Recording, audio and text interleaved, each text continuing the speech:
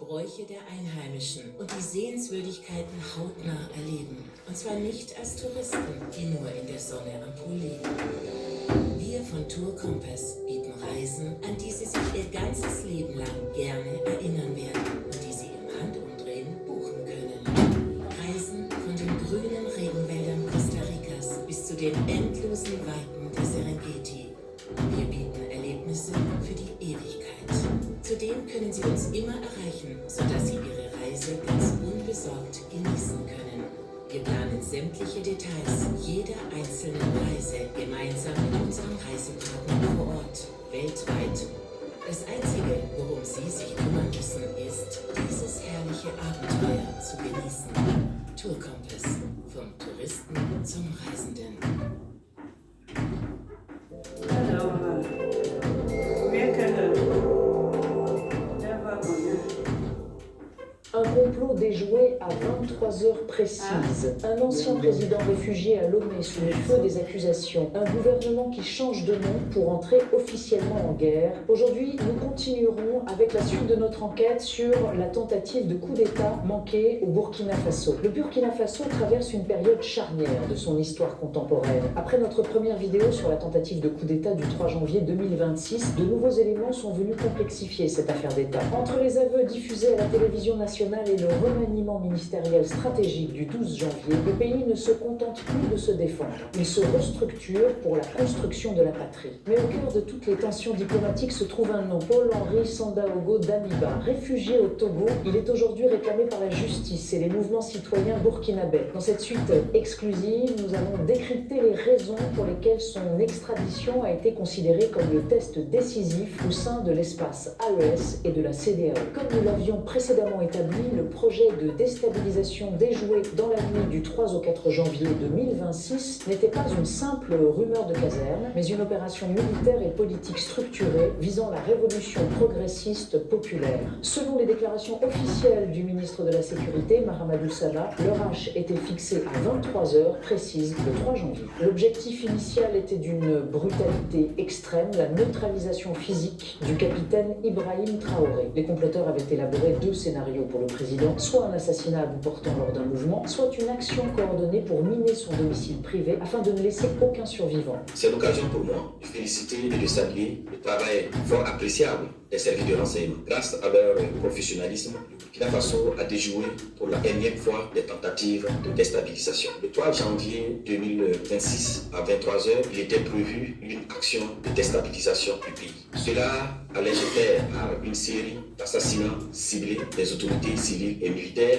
commençant par la neutralisation du camarade capitaine Ibrahim Traoré, chef de l'État, président du Faso, soit à bout portant, soit par une action pour miner son domicile. Cette purge ne devait pas s'arrêter là, visant également d'autres responsables du MPSR2 et des figures de proue de la veille citoyenne. Le verrou stratégique de ce complot reposait sur la base de drones de saponnés. Dans le langage codé des mutins, la mission consistait à couper la tête du pasteur. Le pasteur n'était autre que le capitaine Passéré, commandant de cette base névralgique. Pour les mutins, tant que les drones étaient opérationnels, aucune manœuvre terrestre n'était possible. L'idée était de rendre les vecteurs aériens inopérants pour permettre l'entrée en action d'unités insurgées et, à terme, l'intervention de forces étrangères pour stabiliser le pays après avoir abaissé son niveau de réactivité. Grâce au professionnalisme des services de renseignement burkinabés, cette toile d'araignée a été infiltrée bien avant l'heure fixée. Les arrestations ont débuté dès la fin du mois de décembre 2025, empêchant la mise à feu de ce que les autorités ont qualifié de projet funeste. Cette tentative, bien que déjouée, a révélé la persistance de réseaux hostiles cherchant à replacer le pays sous une domination impérialiste. Les enquêtes judiciaires et les témoignages diffusés par la télévision nationale ont exposé un réseau complexe où s'entremêlent officiers d'élite, policiers et opérateurs économiques. Au sommet de la pyramide se trouve Paul-Henri Sandaogo Damiba, l'ex-lieutenant-colonel et ancien président de la transition. Depuis son exil au Togo, il est accusé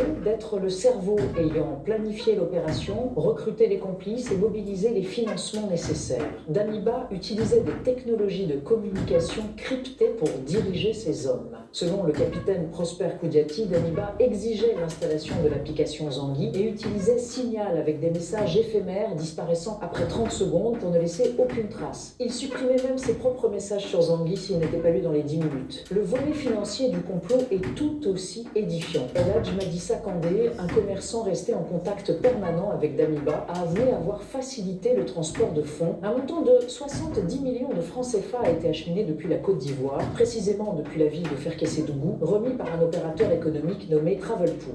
Pour ce voyage risqué, Kandé s'est adjoint les services de l'adjudant de police Moumouni Soré, qui a reçu 500 000 francs CFA pour son rôle de compagnon et une promesse de poste de direction, éventuellement à la LENAB ou dans le secteur des transits, si le coup réussissait. C'est l'adjudant de police Soré Moumouni. L'Adi Madissa Kandé, c'est un ami d'environ 2 ans.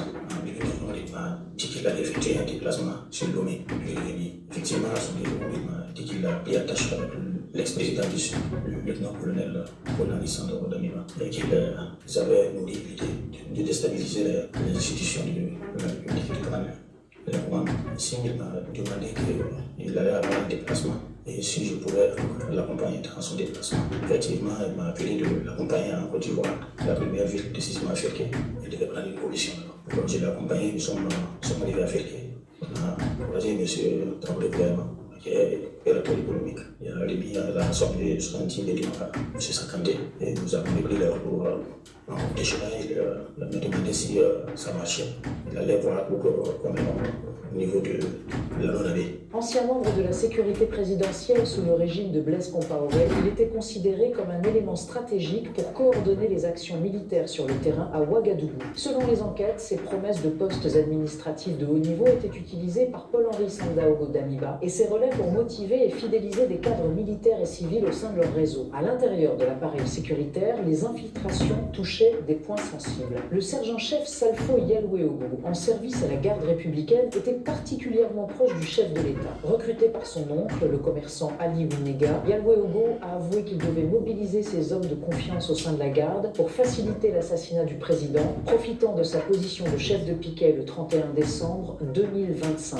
Monsieur le sergent Yalouéogo Salfo, en service à la garde républicaine, plus précisément au bataillon d'appui de protection des sites. Il y a de cela 2 semaines environ, un numéro inconnu m'a appelé plusieurs fois dont je n'ai pas décroché. C'est là, quelques minutes plus tard, mon oncle, El-H. Ouimena Ali, commerçant de profession résident à Zinare, m'a contacté que de décrocher le numéro car c'est lui qui a donné mon numéro de m'appeler. Et c'est son ami, El-H. Sakandé m'a dit. Chose que j'ai pu faire, j'ai décroché l'appel. El-H. Sakandé m'a dit, m'a fait savoir qu'il veut me voir très urgemment, qu'on peut se voir à quelle heure. J'ai dit, ok, je vais vous communiquer. Mais 3 jours plus tard, que la connexion fut établie. Et ça a été au terrain que l'appel à Ouagadougou, côté est du terrain. Arrivé, il m'a salué et il a appelé un numéro, mais passé. Et j'ai découvert la personne a commencé à me parler à ces termes.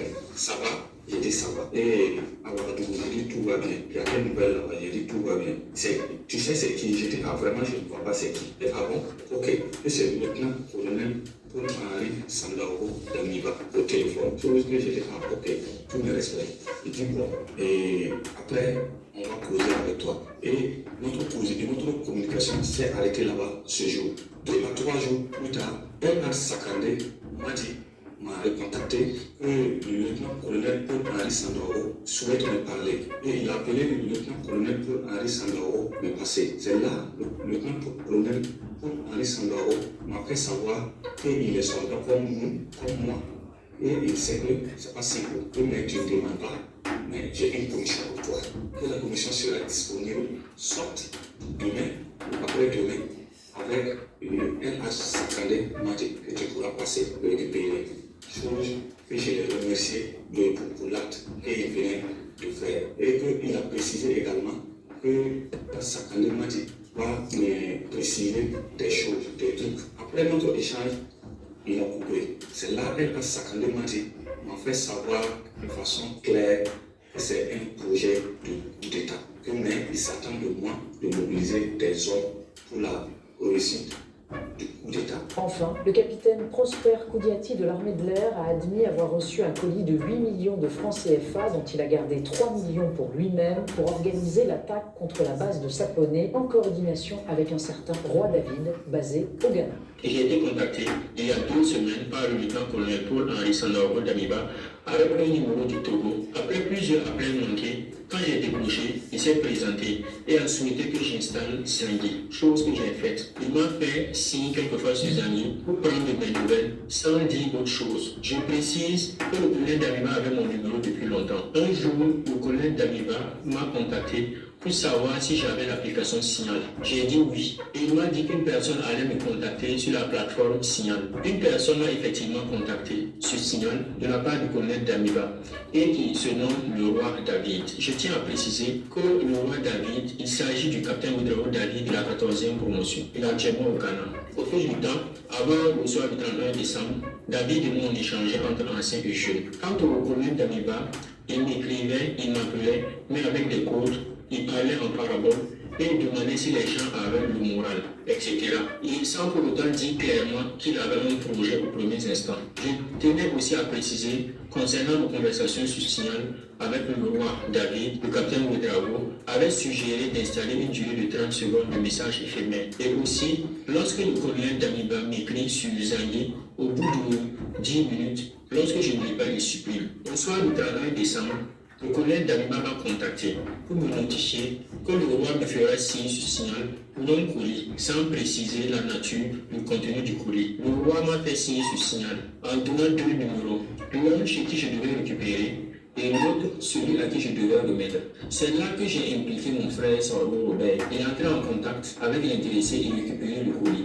Je tiens à préciser que Robert a juste fait la course pour moi. Quand j'ai récupéré le colis, avant qu'il n'aille remettre, j'ai ouvert le colis. C'était de l'argent. Il y avait 8 millions. J'ai décidé volontairement de soutirer 3 millions avant de faire remettre le colis de 5 millions à l'intéressé, par l'intermédiaire de Robert. Le colonel Damiba écrit qu'il allait m'appeler le 2 janvier soir pour une mission qu'il allait me confier. Effectivement, le 2 janvier soir, comme promis, le colonel Damiba m'a appelé pour dire que le colis était à partager entre David et moi. Et la mission qu'il voulait me confier était de couper la tête du pasteur. Je tiens à préciser que le pasteur, il s'agit du capitaine Passeri, commandant la base des drones de Sapone. Une fois la tête du pasteur coupée, les drones allaient être inopératifs pour que les unités puissent entrer en action, car selon le colonel Damiba, l'obstacle était la base des drones de Sapone. Depuis sa position, le colonel Damiba avait installé son PC, dont il était en contact avec des gens, et lui seul les connaissait, à qui il avait attribué des rôles. C'est le cœur battant de la tension diplomatique actuelle. La présence de Paul-Henri Sandaogo Damiba à Lomé est perçue par Ouagadougou non pas comme un simple asile, mais comme une base arrière pour la sédition. Le 11 janvier 2026, Nathalie Yamb a lancé un appel retentissant, affirmant que le Togo doit extrader ou expulser Paul-Henri Sandaogo Damiba. Elle souligne que le statut de réfugié impose des devoirs de neutralité que Damiba aurait bafoué de manière répétée. Pour Nathalie Yamb, ce n'est pas une première. Damiba a déjà été cité dans des tentatives en septembre 2023, septembre 2024 et avril 2025, avant cette énième affaire de janvier 2026. Sa position est claire. Le Togo ne peut plus protéger un homme qui utilise son sol pour planifier des assassinats dans son pays d'origine. Le Front de défense pour la patrie a formellement interpellé le président Ibrahim Traoré pour qu'il demande l'extradition officielle. Selon Lassane Sawadogo, coordinateur du mouvement, la fraternité historique entre les peuples doit primer sur la protection d'un individu impliqué dans des projets subversifs. La CNAVC va plus loin, qualifiant les actes de Damiba de haute trahison et exigeant qu'il soit traduit devant la justice burkinabé pour répondre de la tentative de plonger le pays dans le chaos. Sur le plan juridique, l'extradition est un labyrinthe. Le principe de la double incrimination exige que l'acte soit punissable dans les deux États. Or, Damiba bénéficie souvent de l'exception pour infraction politique, une clause qui protège les auteurs de coups d'État contre l'extradition dans la plupart des traités internationaux. Cependant, cette protection n'est pas absolue. Si les charges incluent des crimes de droit commun, détournement de fonds ou des crimes contre l'humanité, l'exception politique tombe. Le massacre de Karma d'avril 2022, sous la transition Damiba, est souvent cité comme un motif potentiel de poursuite pour crimes graves. Le gouvernement togolais se retrouve face à ses engagements régionaux, notamment le protocole de la CEDEAO sur sur la coopération judiciaire qui crée une obligation de coopération pénale entre États membres. Toutefois, le Togo doit aussi respecter le principe de non-refoulement s'il estime que Damiba risque la torture ou un procès inéquitable. Les précédents, comme celui de Blaise Compaoré en Côte d'Ivoire, montrent que les États privilégient souvent la stabilité régionale et l'asile politique sur la justice pénale. Pour le Togo, extrader Damiba serait un geste fort de solidarité avec l'AES, mais un risque de créer un précédent juridique complexe pour la tradition d'asile ouest-africaine. En réponse directe à ces menaces, le capitaine Ibrahim Traoré a opéré le 12 janvier 2026 un remaniement gouvernemental qui marque une rupture idéologique et structurelle. Le gouvernement passe de 24 à 22 membres, avec 4 départs et 2 entrées, marquant une volonté de recentrage stratégique. Le changement le plus spectaculaire est la transformation du ministère de la Défense en ministère de la Guerre et de la Défense patriotique. Le général Célestin Simporé reste à sa tête avec le rang de ministre d'État. Pour le public burkinabé, ce mot « guerre » est plus expressif et concis, rappelant que chaque citoyen doit avoir à l'esprit que les pays luttent sur tous les fronts depuis plus d'une décennie. C'est un signal de mobilisation totale de l'appareil d'État. 2 autres départements changent de dénomination pour refléter la vision de la RPP. Le ministère de la fonction publique devient le ministère des serviteurs du peuple, toujours dirigé par Mathias Traoré. L'objectif est de placer les agents de l'État dans une posture de service envers le citoyen et non de patronat. Le ministère des Infrastructures et de l'Habitat fusionne pour devenir le ministère de la Construction de la Patrie, confié à Mikailou Sidibé. Ce portefeuille symbolise l'ambition de refondation citoyenne et de reconstruction nationale. Le remaniement voit l'arrivée d'Annick Zingué Ouattara au sport, à la jeunesse et à l'emploi, un secteur clé après l'élimination précoce des étalons à la canne au Maroc. Moumouni Zoumgrana, figure familière des plateaux télévisés soutenant la transition, prend le portefeuille de l'enseignement secondaire et de la formation professionnelle. En revanche, certains piliers comme Aboubakar Nakanabo et Mahamadou Sana sont maintenus, assurant la continuité des réformes économiques et de la lutte contre la subversion. Ce remaniement est perçu comme la mise en place d'un gouvernement de combat prêt à affronter les défis sécuritaires et sociaux de 2026. La période du 3 au 14 janvier 2026 marque un tournant pour le Burkina Faso. L'échec du complot de minuit a démontré la résilience du renseignement national. Le dossier Damiba, cependant, reste une épine diplomatique qui teste la solidité de l'espace AES et les relations avec le Togo. Avec son nouveau gouvernement de guerre, le capitaine Ibrahim Traoré ne se contente plus de gérer une crise. Il structure un État capable de mener une lutte de longue haleine pour sa souveraineté totale. Le Burkina Faso doit-il intensifier la pression diplomatique sur le Togo pour l'extradition de Damiba? Que vous inspire le nom de ministère de la guerre? Dites-le nous en commentaire. Abonnez-vous à Frimotif pour suivre cette enquête, activez la cloche pour ne rien rater et partagez cette vidéo pour éclairer le continent. A très vite pour une nouvelle vidéo.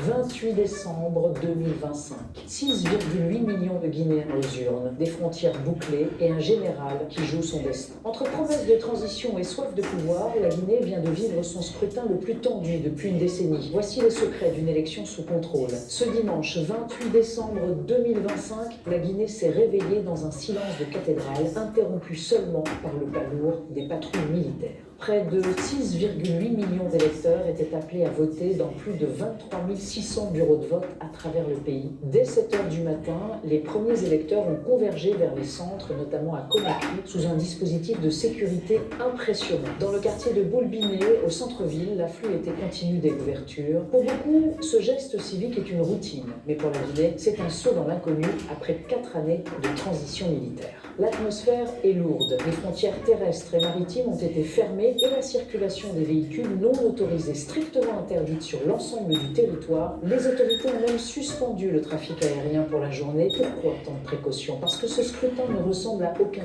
autre. C'est le premier depuis le coup d'État de 2021 et il doit désigner celui qui dirigera le pays pour les 7 prochaines années. Ce scrutin est censé être un moment important, marquant le retour définitif à un ordre constitutionnel civil, mais quand on examine les sources, tout cela n'est qu'une histoire de contradiction. D'un côté, on a le récit officiel d'une élection avec un taux de participation élevé, un taux de participation record, mais en même temps, elle a fait l'objet d'un boycott politique massif, de restrictions très sévères des libertés fondamentales. Aujourd'hui, nous allons analyser tout cela. Nous voulons retracer le parcours très précis qui a mené du coup d'État militaire à cette ligne d'arrivée électorale, et il s'agira de comprendre les mécanismes juridiques, politiques et même financiers qui ont permis au général Mamadi Doumbouya, chef du coup d'État, de se transformer de dirigeant militaire de transition en candidat présidentiel. Nous devons décrypter ce que cet ordre constitutionnel soigneusement élaboré signifie réellement pour l'avenir de la Guinée, car lorsque l'on examine les données brutes, le contraste est tout simplement saisissant. Les rapports officiels, en particulier ceux du nouvel organisme électoral, la DGE, célèbrent le succès de ce processus. Ils mettent en avant ce chiffre, le taux de participation de 85%. Cela suggère un engagement démocratique massif et enthousiaste de la part de la population, surtout si on le compare au contexte politique qui entourait le scrutin. Et de l'autre côté, on trouve un mur de condamnation de la part de presque toutes les forces politiques traditionnelles. Elles ont été explicites, qualifiant le scrutin de mascarade électorale. Bon, analysons cela pour vraiment comprendre la trahison au cœur de cette élection. Nous devons revenir au début. Le 5 septembre 2021, le jour où le colonel Mamadi Doumbouya a mené le coup d'État et renversé le président Alpha Condé qui était au pouvoir depuis 11 ans. Il venait de manœuvrer pour obtenir un 3e mandat, ce qui, comme vous le savez, a déclenché le coup d'État. Les sources indiquent clairement que Doumbouya n'était pas un inconnu. Qui est réellement le général Mamadi Doumbouya? À 41 ou 43 ans, selon les sources, le général de corps d'armée Mamadi Doumbouya est un homme au parcours martial impressionnant. Originaire de la région de Cancan, il a forgé son expérience au sein de la Légion étrangère française. Avant de diriger la transition guinéenne, il a servi pendant environ 15 ans au sein de la Légion étrangère française. Il a terminé son contrat au grade de caporal en 2009. Il a donc une formation sérieuse, une expérience sérieuse de près de 2 décennies, des missions opérationnelles et des lieux comme l'Afghanistan, la Côte d'Ivoire, Djibouti, la République centrafricaine. Ce n'est pas un personnage mineur et je pense qu'il est essentiel de s'en souvenir. Condé lui-même a nommé Doumbouya à la tête du groupe d'élite des forces spéciales guinéennes en 2018. L'homme qu'il a arrêté est précisément celui qu'il a promu. Et en janvier 2024, la junte qu'il dirigeait l'a promu à nouveau au grade de général de corps d'armée et c'est son parcours militaire, toute sa personnalité qui rend sa première déclaration après la prise du pouvoir si significative. Elle était tellement significative qu'elle a constitué la pierre angulaire de toute la transition. Il a fait un serment solennel, il a dit « Moi, Mamadi Doumbouya, président de la transition, je jure devant le peuple de Guinée de préserver en toute loyauté la souveraineté nationale, de respecter et de faire respecter les dispositions de la charte de la transition. » Moi, Mamadi Doumbouya, président de la transition, je jure devant le peuple de Guinée de préserver en toute loyauté la souveraineté nationale, de respecter et de faire respecter les dispositions de la charte de la transition, la dignité humaine, les lois et règlements de la République, de remplir mes fonctions dans l'intérêt supérieur de la nation, de consolider les acquis démocratiques, de garantir l'indépendance de la patrie et l'intégrité du territoire national. Je m'engage solennellement et sur mon honneur à collaborer avec les organes de la transition pour la réalisation et la préservation de la cohésion nationale. En cas de parjure, que je subisse les rigueurs de la loi.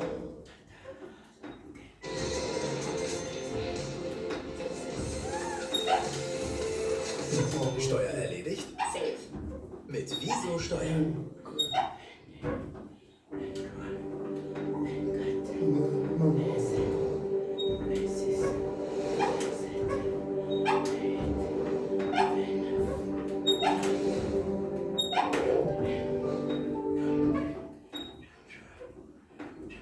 Je le jure, À l'époque, Doumbouya se présente comme un libérateur face à un pouvoir jugé autocratique. Sa promesse initiale est claire et enregistrée dans les annales. Aucun membre de la transition ne sera candidat aux élections à venir. Il martèle même que les soldats accordent une grande importance à leurs paroles.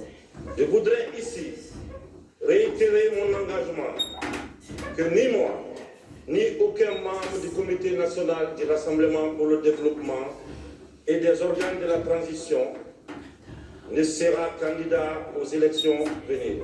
Nous devrons œuvrer ensemble pour poser les bases d'une société réconciliée et engagée pour son développement socio-économique. Initialement, la junte s'était engagée auprès de la CEDEAO à rendre le pouvoir aux civils dans un délai de 2 ans. Mais 4 ans plus tard, le calendrier a glissé, les promesses se sont évaporées. Cela signifie beaucoup pour la confiance en la politique lorsqu'un général rompt ce genre de serment 4 ans plus tard. Après cette transition prolongée, Doumbouya dépose officiellement sa candidature en novembre 2025, se présentant comme indépendant. Et au moment du vote, le 28 décembre, toutes nos sources le désignent comme le grand favori incontestable. Pour rompre cette promesse fondamentale, la junte, le CNRD, avait besoin de plus qu'une nouvelle date d'élection. Elle devait légalement démanteler et reconstruire l'État pour rendre sa candidature possible. La première étape consistait simplement à manipuler le calendrier. La transition était censée durer 2 ans. Cette échéance est arrivée et passée, ce qui leur a donné le temps nécessaire pour préparer tout le cadre juridique de leur retour au pouvoir.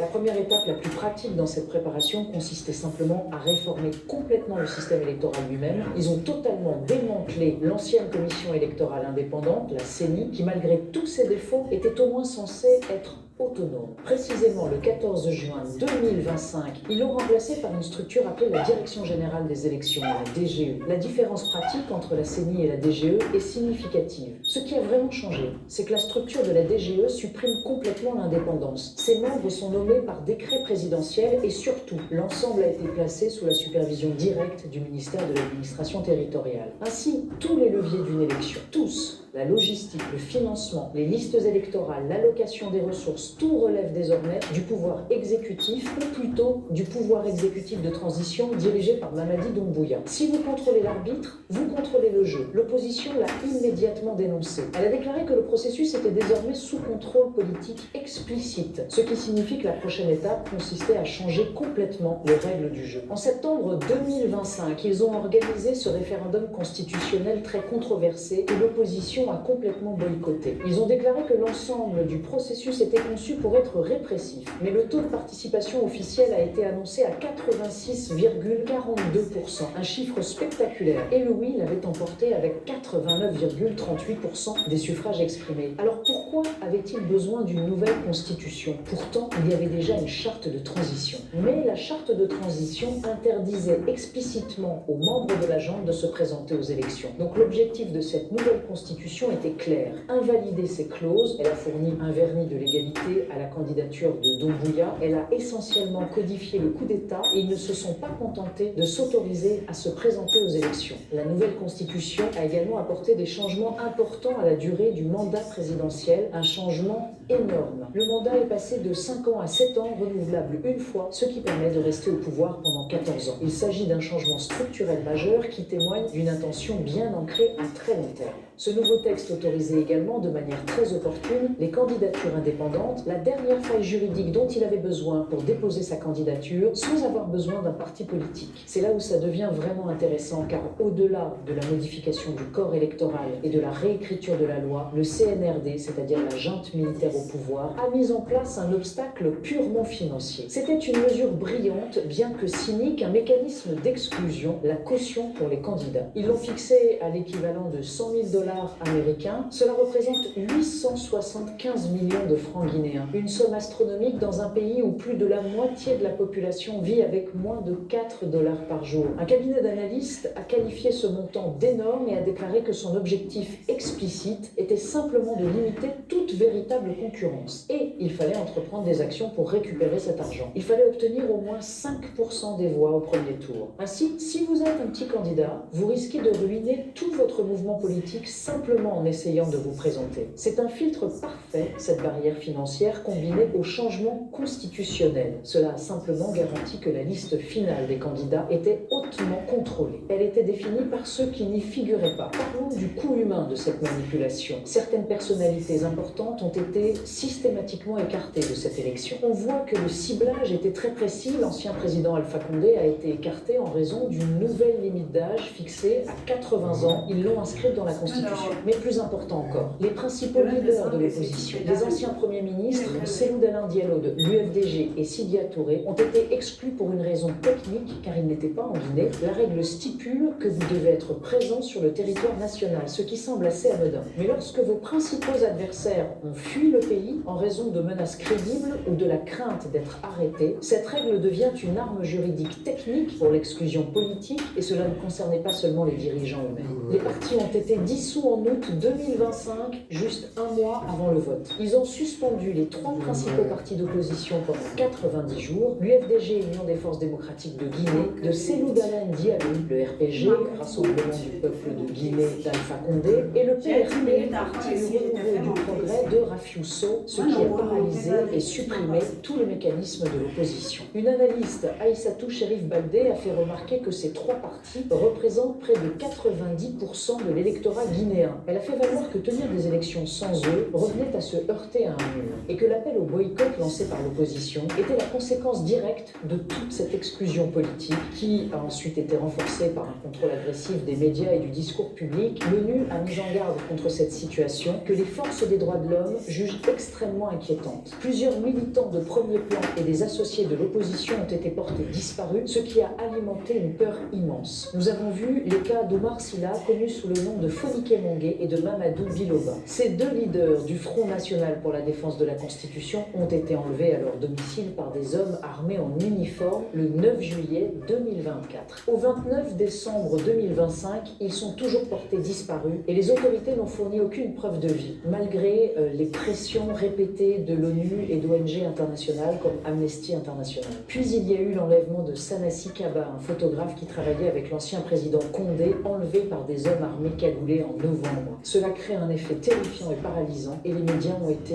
complètement réduits au silence, tout simplement fermés. Les principaux médias tels que Joma TV, Espace TV, Sweet FM, Espace FM, Film FM, tous ont été suspendus, et pour s'assurer que le silence soit total. Ces médias, qui employaient plus de 700 professionnels, ont vu leurs installations démantelées par l'autorité de régulation des postes et télécommunications dès le lendemain de la révocation. La haute autorité de la communication est allée encore plus loin. Elle a interdit à tous les médias d'accorder le moindre temps d'antenne aux partis politiques suspendus. Ainsi, les principales voix politiques sont exclues de la course et les médias sont légalement interdits de rendre compte de leurs réactions. C'est un véritable goulot d'étranglement de l'information. Seul le discours officiel passe. Nous devons également replacer ce climat de contrôle dans le contexte de la justice transitionnelle, ou plutôt de son absence. Le régime a envoyé un signal très fort en matière d'impunité au début de l'année 2025, en graciant Moussa Dadis Camara le 28 mars 2025, l'ancien chef du CNDD, le Conseil national pour la démocratie et le développement. Il venait d'être condamné à 20 ans de prison pour son rôle dans le tristement célèbre massacre du stade de 2009, au cours duquel plus de 150 personnes ont été tuées. Peu après cette condamnation, les dirigeants militaires actuels l'ont gracié pour raison de santé. Cette décision est très révélatrice. Elle montre simplement que le régime privilégie la solidarité militaire à toute forme de responsabilité pour les atrocités historiques. En graciant une personnalité influente comme Dadis Camara, il crée en fait un précédent selon lequel les hauts responsables militaires sont au-dessus des lois. Cela alimente toutes les critiques selon lesquelles ils opèrent dans le cadre d'un système de justice sélective. Après tout cela, la restructuration juridique et la purge politique, le décor était enfin planté pour les élections du 28 décembre. Sous haute sécurité, l'atmosphère était fortement militarisée. Ils ne prenaient aucun risque. Ils ont fermé toutes les frontières, terrestres et maritimes, suspendu le trafic aérien et interdit la circulation des véhicules non autorisés sur les routes de tout le pays pendant 12 heures le jour du scrutin. La tension a atteint son paroxysme quelques heures avant le vote, ce qui a soit renforcé la nécessité de cette sécurité, soit justifié celle-ci. Vers 4 heures du matin, le 27 décembre, la veille des élections, les autorités ont annoncé avoir neutralisé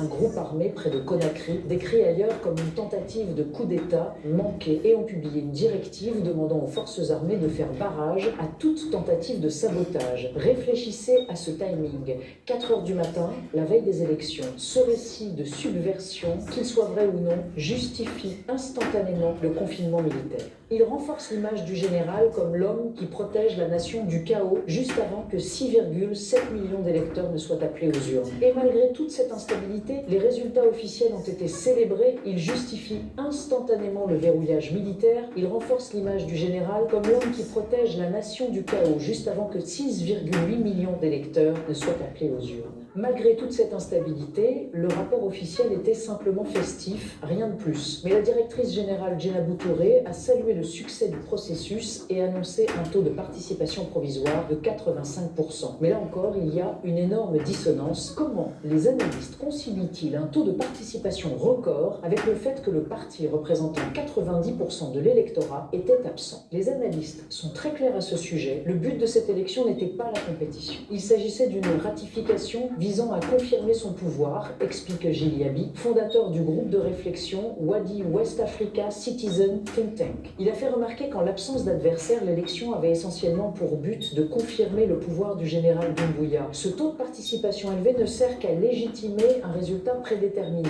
Nous devrions mentionner brièvement les autres candidats. Il y en a 8 autres, dont quelques-uns se sont démarqués. Makale Camara était la seule femme en lice. Puis il y avait Dr Faya Milimouno, connu pour avoir mené une campagne active contre la Constitution même qui a rendu l'élection possible. Et si nous prenons du recul et que nous relions cela au paysage politique plus large en Afrique, on constate une tendance. Le scrutin en Guinée s'est tenu le même jour qu'en République centrafricaine. Il a vraiment clôturé une année électorale chargée, marquée par la persistance de régimes autoritaires et l'exclusion très sophistiquée des opposants par des moyens juridiques techniques. Nous avons ainsi élargi notre étude et le tableau qui se dégage est celui d'une profonde contradiction stratégique. L'élection a été présentée comme le retour de la Guinée à l'ordre constitutionnel, mais elle a été obtenue en démantelant systématiquement tous les freins et contrepoids, en éliminant l'opposition et en consolidant le pouvoir entre les mains du général qui s'en était emparé il y a 4 ans. L'élection a peut-être remplacé le CNRD par un gouvernement civil sur le papier, mais la nouvelle constitution autorise des mandats présidentiels de 7 ans et permet aux mêmes chefs militaires qui ont mené le coup d'État de se présenter aux élections. L'uniforme est peut-être différent, mais la structure du pouvoir est stabilisée, enracinée et étendue. Qu'est-ce que tout cela signifie pour le peuple guinéen? C'est la question essentielle.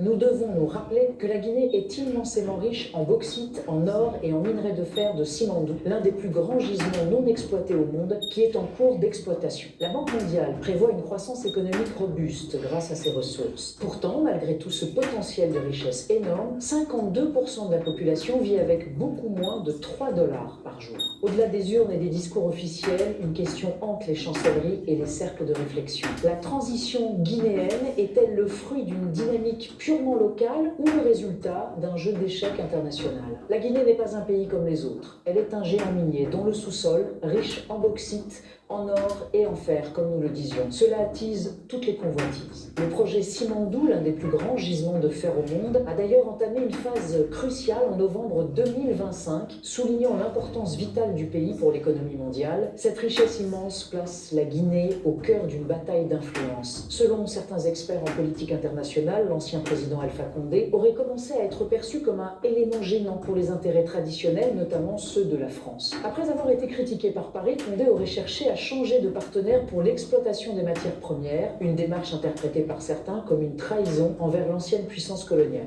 C'est dans ce contexte que l'arrivée au pouvoir de Mamadi Doumbouya pose question: bénéficie-t-il d'un soutien feutré à l'étranger? Connaissant le profil du général, ancien légionnaire de l'armée française, ce passé martial au sein d'un corps d'élite français et sa formation à l'école de guerre de Paris créent un lien indéniable avec l'Hexagone. De plus, contrairement aux juntes du Mali, du Burkina Faso ou du Niger, qui ont subi suivi des sanctions sévères et des ruptures diplomatiques avec Paris, la Guinée semble bénéficier d'une certaine clémence. Le général Doumbouya lui-même a déclaré publiquement que les relations entre Conakry et Paris étaient bonnes, affirmant que la Guinée n'avait pas de problème avec la France. Cette différence de traitement alimente la thèse d'une politique de 2 poids, 2 mesures de la part de la communauté internationale. Là où d'autres régimes militaires sont blâmés, celui de Doumbouya semble avoir navigué avec plus de souplesse diplomatique, évitant l'isolement total tout en consolidant son pouvoir. Pour certains observateurs, cette complaisance pourrait être le prix à payer pour garantir la stabilité de l'approvisionnement en matières premières et la protection des investissements miniers majeurs. Pourtant, le général Doumbouya refuse l'étiquette de filleul d'une puissance étrangère. À la tribune des Nations Unies en septembre 2023, il a fustigé le modèle de démocratie occidentale imposé à l'Afrique,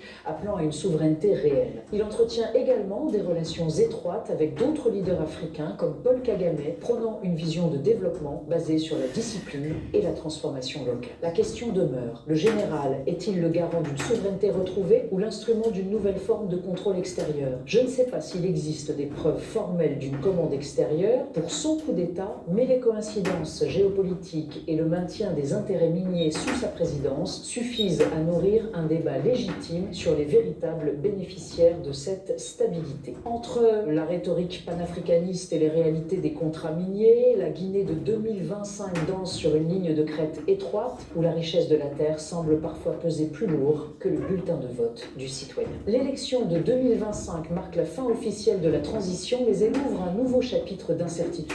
Mamadi Doumbouya semble avoir réussi son pari, passer du treillis de militaire au costume de président élu. Cependant, avec une opposition en exil et une société civile muselée, la légitimité de ce nouveau mandat sera scrutée de près par ses partenaires internationaux et ses voisins de l'Afrique de l'Ouest. La Guinée est un pays précurseur des indépendances, ayant préféré la liberté dans la pauvreté en 1958. Aujourd'hui, elle semble chercher un équilibre précaire entre souveraineté militaire et aspiration démocratique. Le général parviendra-t-il à transformer l'essai économique et à réconcilier un pays divisé? Je ne sais pas quelle sera la réaction de la rue après la proclamation des résultats définitifs. Ce qui est certain, c'est que la Guinée de 2026 ne ressemblera plus à celle de 2021. Si ce décryptage vous a aidé à mieux comprendre la situation complexe en Guinée, n'oubliez pas de vous abonner à Afrimotive. Likez cette vidéo pour nous aider à contrer les algorithmes et partagez-la avec ceux qui s'intéressent au destin de l'Afrique. Nous vous invitons à partager vos analyses et vos convictions dans l'espace des commentaires. Cependant, pour que ce débat reste constructif et digne de la communauté Afrimotive, nous vous demandons instamment de vous exprimer avec la plus grande politesse et de respecter les opinions de chacun.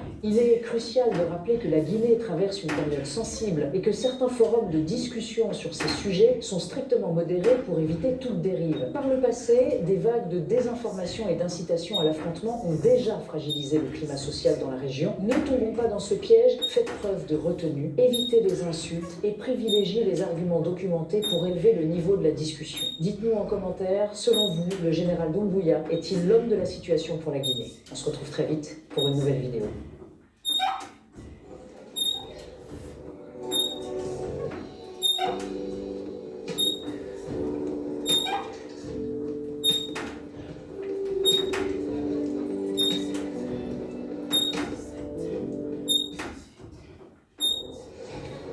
Erste Kreuzfahrt geplant. Erste Schritte ungeplant. Meeresfrüchte geplant.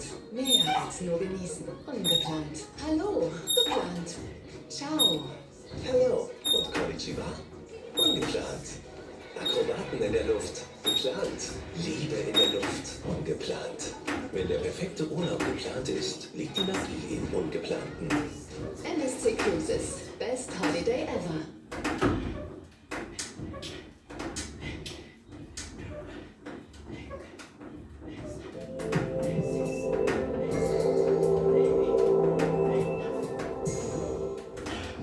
Une industrie du faux électoral, des résultats arrachés de force devant les caméras et une participation historiquement basse. Le 27 décembre 2025, la Côte d'Ivoire a-t-elle vraiment tourné la page des tensions? Enquête sur un scrutin où chaque voix a été l'objet d'une bataille acharnée. Le samedi 27 décembre 2025, plus de 8,7 millions d'Ivoiriens étaient appelés aux urnes pour élire les 255 députés de l'Assemblée nationale. Ce scrutin s'est tenu seulement 2 mois après une élection présidentielle marquée par la victoire d'Alassane Ouattara pour un un 4e mandat, un événement qui avait déjà cristallisé de fortes divisions politiques. L'enjeu de ces législatives était capital. Pour le parti au pouvoir, le RHDP, il s'agissait de consolider sa majorité absolue. Pour l'opposition, emmenée par le PDCI-RDA, l'objectif était d'obtenir un contrepoids institutionnel face à l'exécutif. Pourtant, malgré un appel massif au vote, l'ambiance dans les grandes métropoles comme Abidjan est restée morose. Si la commission électorale indépendante, la CEI, a salué un scrutin globalement apaisé, les réseaux sociaux et plusieurs circonscriptions ont été le théâtre d'accusations de fraude d'une précision inquiétante. Entre les rapports de convoyage d'électeurs et les disparitions inexpliquées de cartes de vote, le calme apparent des urnes cachait, dans certaines zones, une réalité beaucoup plus électrique. Aujourd'hui, nous allons donc examiner ces allégations spécifiques et d'essayer de comprendre ce qu'elles nous